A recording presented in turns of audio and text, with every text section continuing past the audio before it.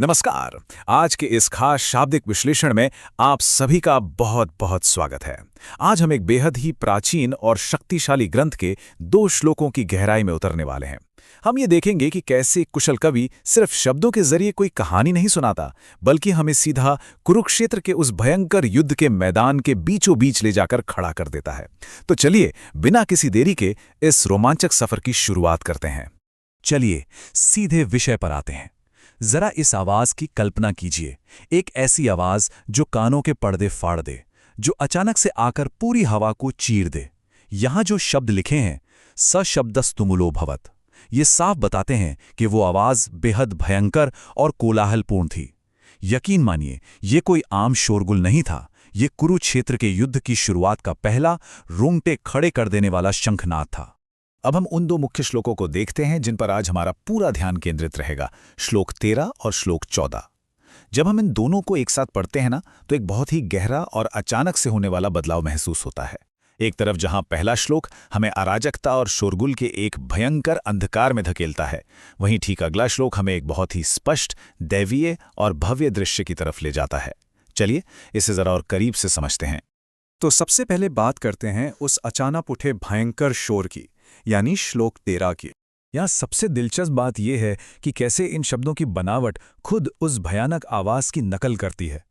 ततः शंखश्च भैर्यश्च पणवानक गो मुखः।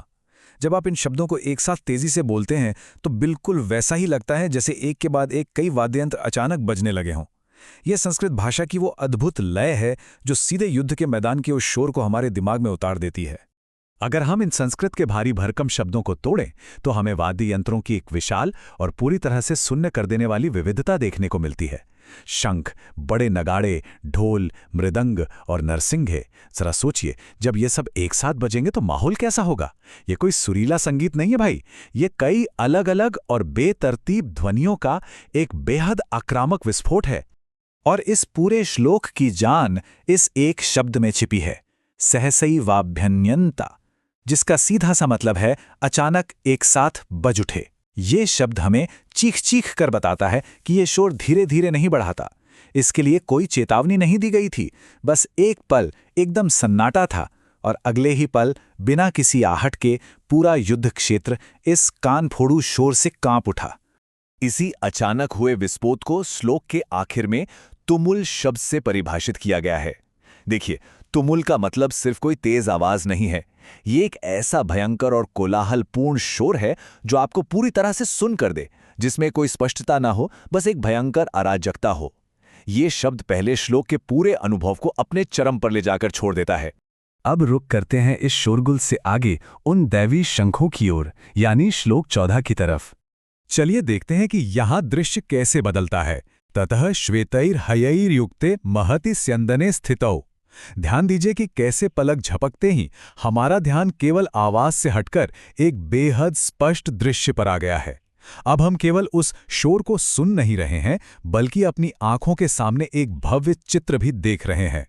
ये जो दृश्य है ना, ये हमें उस अंधी आवाज की दीवार से झटके में बाहर निकालता है। एक विशाल रथ जिसमें सफेद घोड़े जुते हैं। ये एक बहुत ही स्पष्ट, स्थिर और राजसी चित्र है। पहले श्लोक के उस भयंकर शोरगुल और अफरा तफरी के बाद ये सफेद घोड़ों और विशाल रथ का दृश्य हमारी कल्पना को शांत करता है और हमें एक स्थिर केंद्र बिंदु पर लाकर खड़ा कर देता है। और इस विशाल रथ पर विराजमान कौन है? माधवः पांडवश्चैव, यानी श्री कृष्ण और अर्जुन।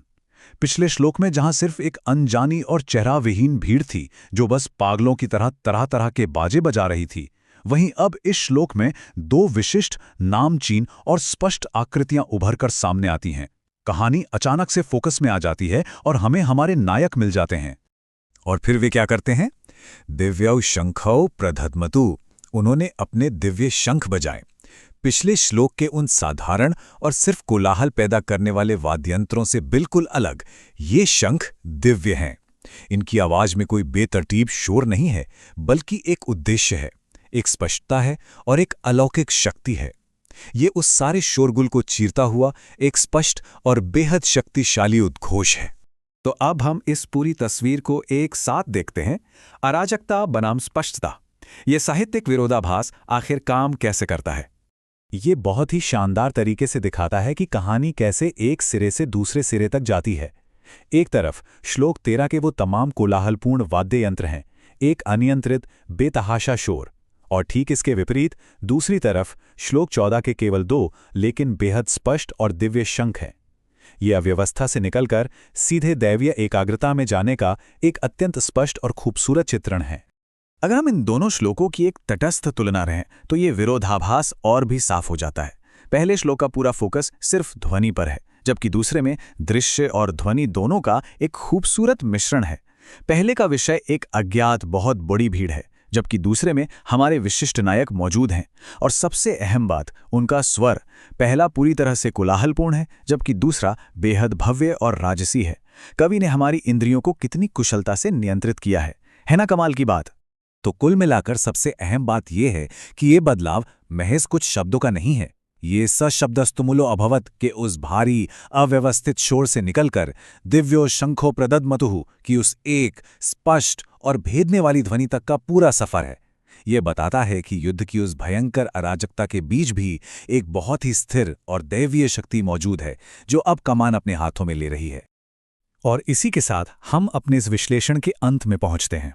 जाते जाते विचार करने के लिए एक अंतिम प्रश्न, एक कोलाहलपूर्ण गर्जना से केंद्रित दैवीय ध्वनि की ओर ये जो अचानक बदलाव हुआ है, ये इस होने वाले भयंकर युद्ध की दिशा और परिणाम के बारे में क्या संकेत देता है?